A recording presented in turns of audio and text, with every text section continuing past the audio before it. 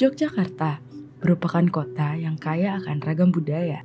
Peninggalan budayanya yang masih tetap terjaga secara turun-menurun dan tetap dilestarikan sejak dulu hingga kini.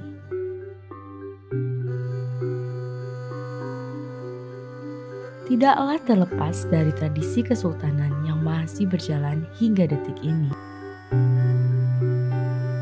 Daerah yang memiliki luas 3.185 km persegi ini memiliki banyak sekali potensi wisata yang tidak ada habisnya. Bagai mencari harta karun, semakin digali, semakin banyak potensi wisata yang dapat ditemukan.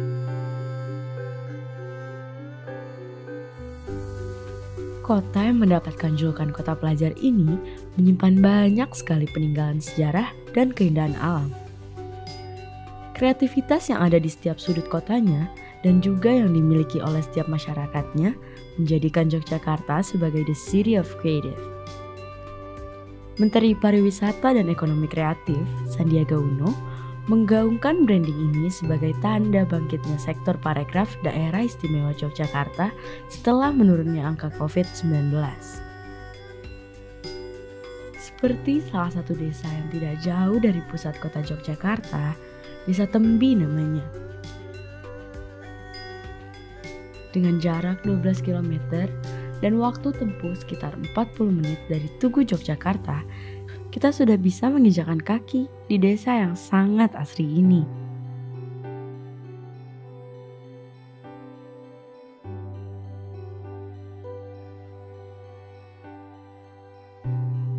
Konon sih katanya Tembi itu dari kata dan konon cuma itu dari banyak cerita yang beredar di mana anak-anak Raja Mataram diasuh di kawasan sini.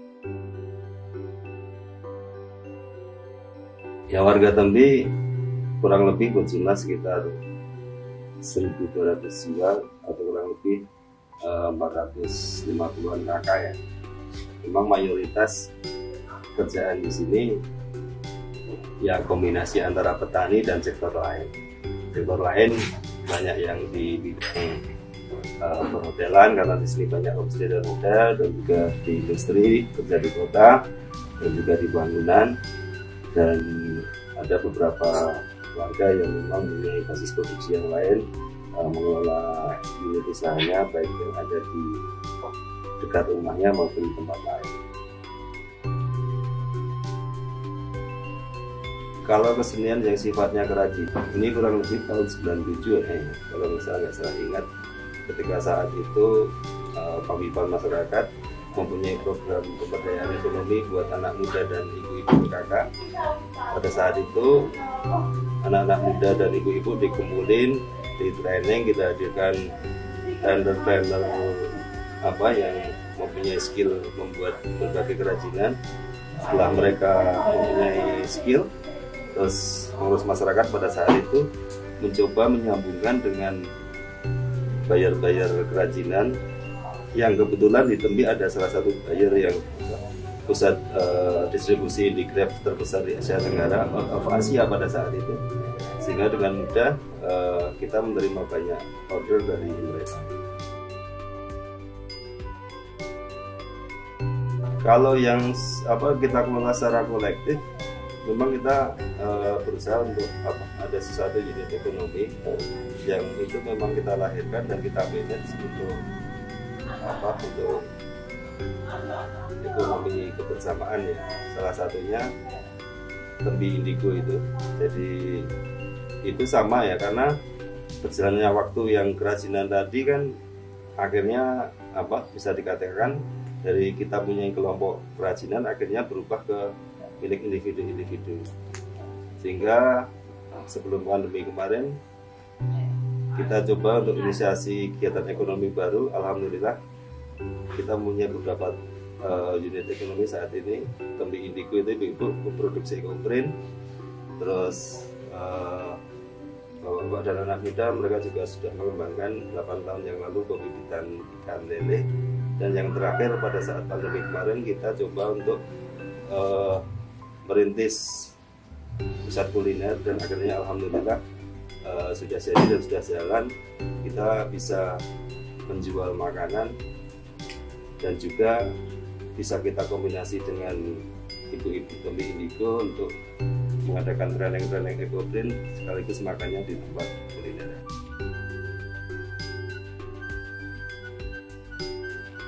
Ya banyak, kebanyakan malah kalau yang dari domestik itu kebanyakan memang anak sekolah ya, mereka belajar ekoprint, belajar batik, belajar. Besok bulan depan tuh ada cooking kelas buat anak-anak SMP SMA, terus ada yang cycling. Jadi memang kalau yang seperti itu banyak domestik, tapi kalau yang yang misalkan cycling terus batik juga banyak wisatawan mancat. Cuma sebenarnya itu bagi kita itu hanya sebuah dampak saja, karena tujuan kita sebenarnya nggak kencang-kencang ke wisata.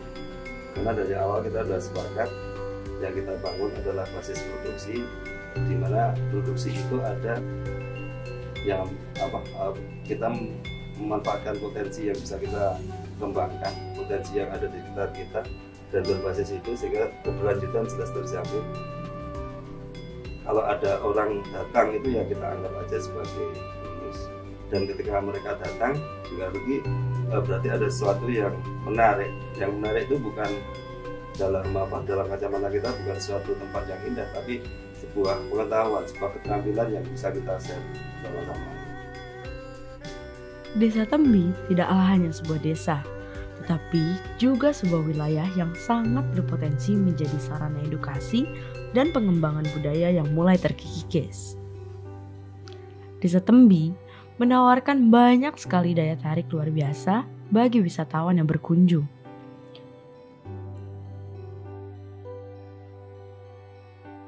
Aktivitas-aktivitas yang dilakukan tentunya memberikan pengetahuan yang bermanfaat kepada wisatawan. Salah satunya adalah homestay yang nyaman, membatik, dan membuat kerajinan dari eceng gondok.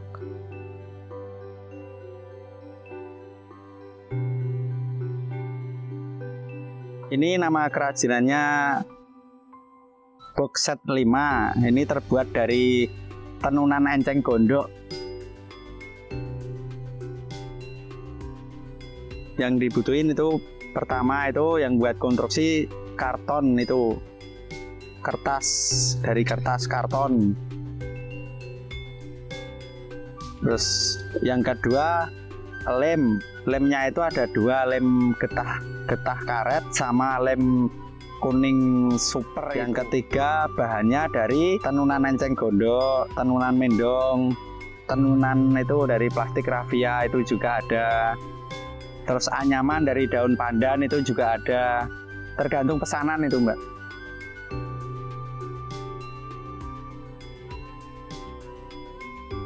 Ini kebetulan barangnya diekspor. Nah ini di sana itu buat naruh barang macam-macam itu. Seperti kalau tempat Indonesia kan banyak yang dari plastik, kantong plastik itu. Nah, kalau di luar negeri itu pakai box ini, membawanya pakai ini. Mudah ini Mbak, 1 minggu ya udah bisa menguasai 1 minggu itu. Dari pertama kan ini udah dipotong pakai peso mesin itu. Nah kita ngelubang ini, lubangnya pakai cutter manual. Terus habis itu kan udah dilubang, dikasih lem,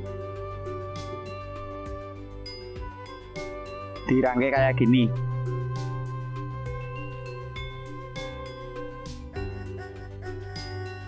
Jadi rangkaian kayak gini. Habis ini disemprot, disepet, dikasih lem, kartonnya dikasih lem buat naruh bahannya.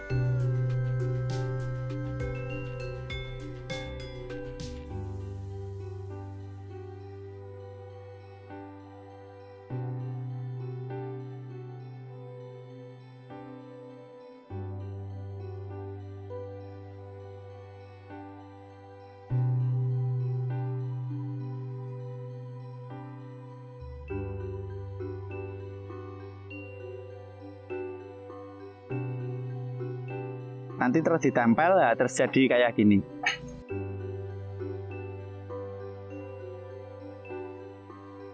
Ciri khasnya ini motifnya itu nggak bisa apa itu, motifnya nggak bisa dijiplak itu, warna motif boxnya itu.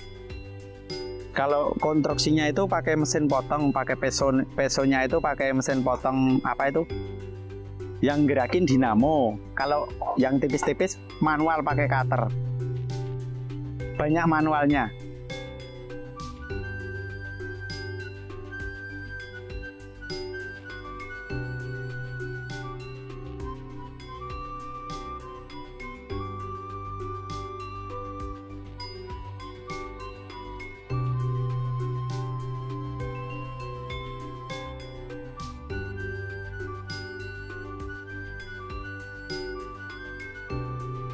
Ada Mbak, rencananya ada ini, tapi ya perlu waktu sambil berjalan, tapi rencananya ada.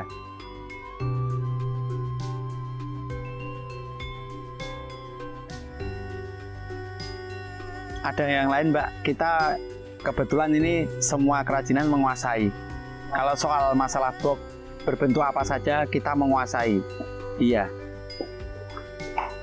Ada itu laundry, tempat pakaian kotor, apa tempat pensil, apa tempat tisu, pokoknya semua bisa, semua kerajinan bisa, iya, menguasai, iya.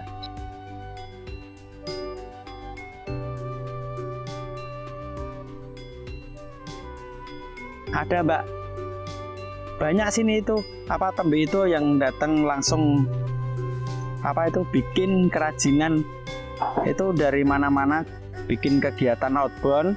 Nah itu kita nyiapin semua perlengkapannya. Nah nanti yang belajar itu kita langsung pantau, langsung kasih tahu gimana caranya kita membuat kerajinan. Tergantung permintaannya, dia mau bikin tempat pensil apa tempat tisu, ya kita siapi. Banyak di sini tembi itu, banyak. Sering Mbak outbound itu.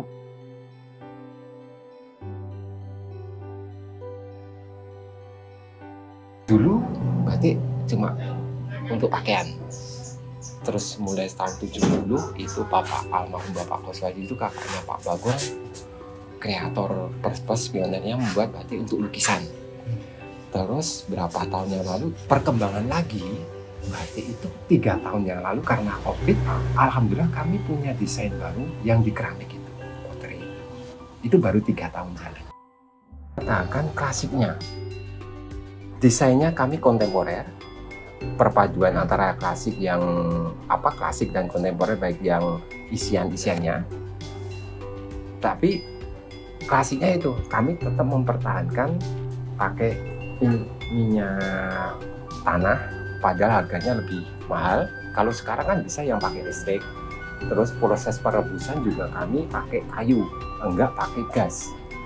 Mereka kadang interestnya itu di situ. Jadi mereka waktu tahu, wah asik malah, jadi natural.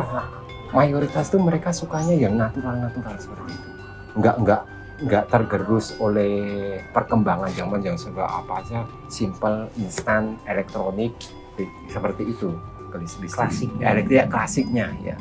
Makanya kami sebenarnya ini aneh, kami nggak pakai, kalau kaos kami itu biasanya yaitu batik Lexa Ganesha, klasikal dan kontemporari, karena di awalnya kami memang itu baik desain maupun pengerjaan kami masih klasikal, masih klasik yang masih di prosesnya dicelup, didayeng itu. Karena kalau yang di sekolah sekarang kan pakai remasol mayoritas, yang cuma dicolek-colek gitu terus nanti difiksasi dengan water glass, itu kan kurang kalau bagi kami nggak suka, karena itu juga kualitas warnanya remasol itu kurang bagus daripada indigo sol sama naphthol.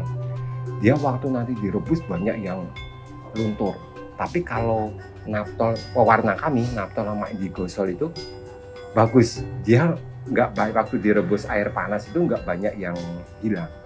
Jadi desain awal sama nanti finish one-nya itu, finalnya itu mendekati sama seperti itu. Batik itu teknik, proses. Jadi ada drawing mencantingnya, ada coloringnya mewarnainya, ada boilingnya, ada perebusannya.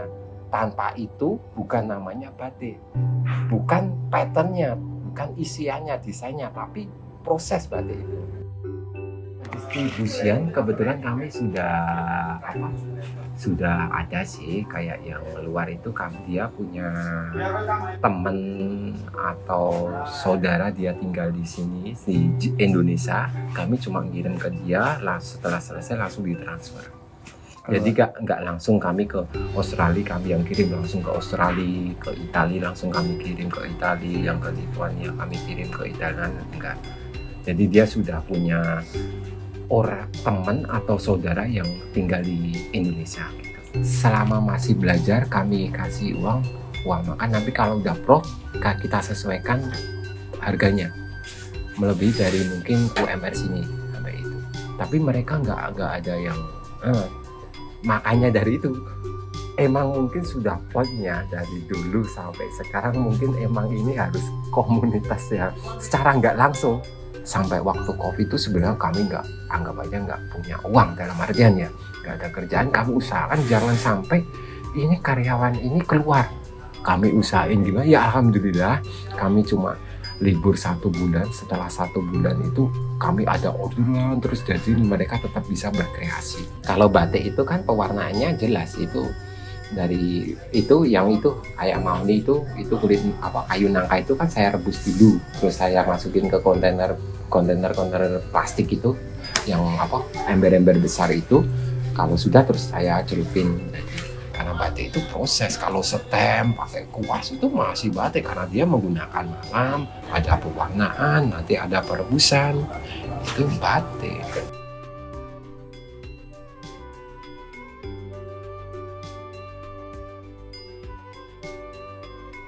Hello, my name is Katarina and I'm from Serbia. I lived 2 years in Yogyakarta while I was studying batik in ISI, Institut Seni Indonesia, for 1 year. Tempe village. I got a lot of recommendation from artists and people that were coming here already to learn, so they had a great experience, so they recommended me to come and learn more about it here.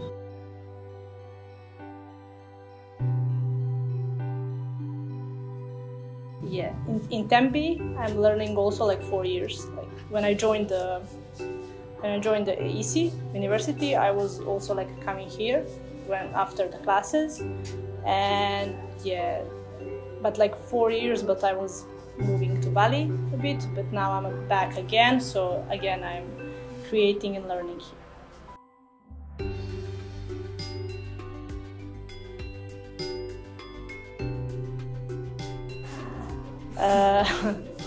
This is easy because I finished in high school. I was studying textile, so that's how I got familiar with batik.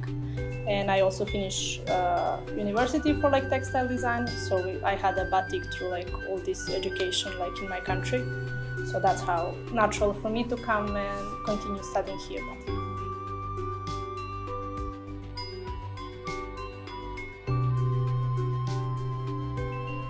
Oh, impression is much better than I had anywhere else so far. And then I was studying also in Bali. So far, I'm again coming back here to study more because I find here a lot of things to improve and always to get more knowledge, and that's why I will come back again probably.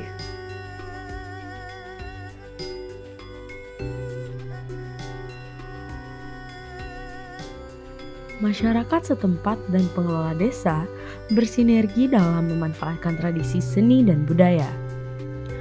Kolaborasi ini sebagai upaya untuk pengembangan ekonomi bagi masyarakat lokal. Ya, ada banyak sebenarnya rencana yang kita yang belum terlaksana ya. Kuliner memang sudah terlaksana, cuma banyak fasilitas infrastruktur yang belum terbangun juga.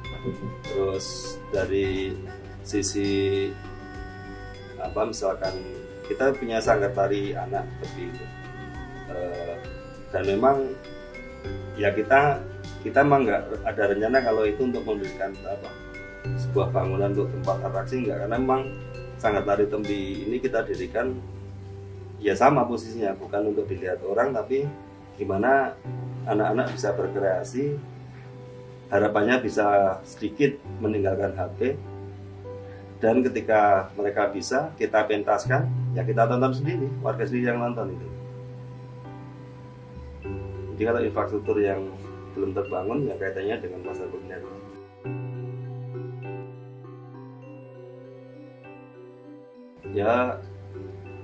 Ya monggo kalau mau berkunjung ke Tembi, tapi yang jelas Tembi berusaha ada sesuatu yang nggak cuma dilihat, ada sesuatu yang memang bisa menjadi media belajar bersama, terutama tentang bagaimana kita hidup di kampung dengan segala masalah dan potensinya ya. Dan itu yang menjadi poinnya, bukan atraksi-atraksi yang ya menurut kami ini sebuah atraksi tapi ruhnya hilang.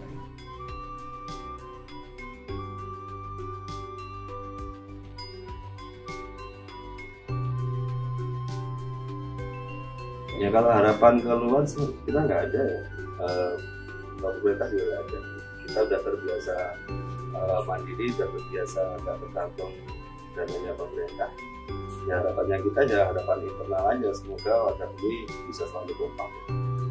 Kalau harapan keluar kita nggak pernah ada, kita nggak pernah berharap ada bantuan ada dari manapun. Yang kita harapkan cuma internal aja.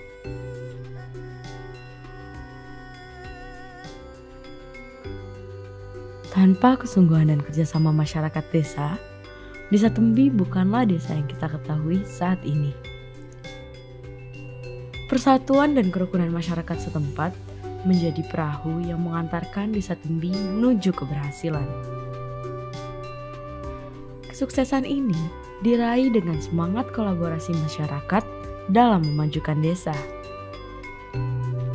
Potensi-potensi wisata yang telah ditemukan di Desa Tembi menjadi bukti nyata bahwa bersatu dalam satu visi dan misi akan mewujudkan hal-hal yang luar biasa. Desa Tembi telah mengajarkan kita betapa pentingnya membangun harmoni pada lingkungan di mana kita berpijak.